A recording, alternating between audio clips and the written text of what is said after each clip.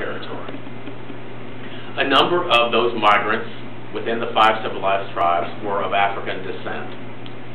All 5 of the 5 civilized tribes were slave-holding tribes.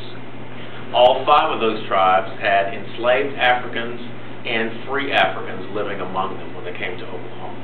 So that's how a number of people of African ancestry got to Oklahoma. In the late 1800s, there was a movement afoot in Oklahoma called boosterism. There were literally African Americans who were touting Oklahoma, encouraging black folks from, particularly down south, to come to Oklahoma. Why? Oklahoma was not a state. There was available land, there was economic opportunity, and there was freedom from the oppression that African Americans faced generally in the Deep South.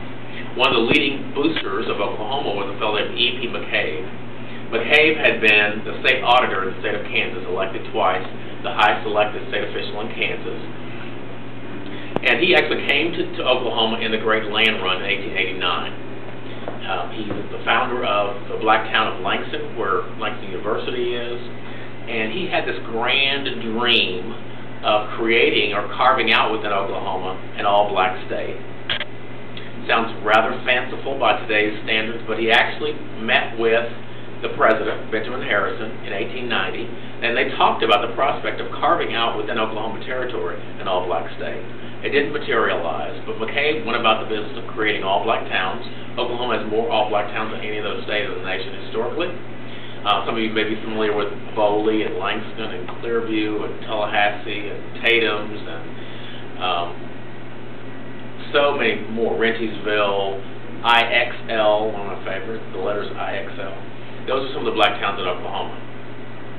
So again, McCabe was a booster. He touted Oklahoma both by sending written materials to the Deep South to recruit people, but he also hired people, hired agents who worked for him, who would go down into the Deep South and recruit black folks to come to Oklahoma. I want to read to you just a blurb from one of McCabe's circulars that he sent to recruit African Americans to come to Oklahoma. This one says, "What will you be if you stay in the South? Slaves liable to be killed at any time and never treated right. But if you come to Oklahoma, you have equal chances with the white man, free and independent. Why do Southern whites always run down Oklahoma and try to keep the Negroes from coming here? Because they want to keep them there and live off their labor. White people are coming here every day." And as a response to bulletins like those from McCabe and McCabe's agents, a number of African Americans migrated to Oklahoma. Among them was the family of Wilhelmina Gass Howell. Wilhelmina Gass Howell was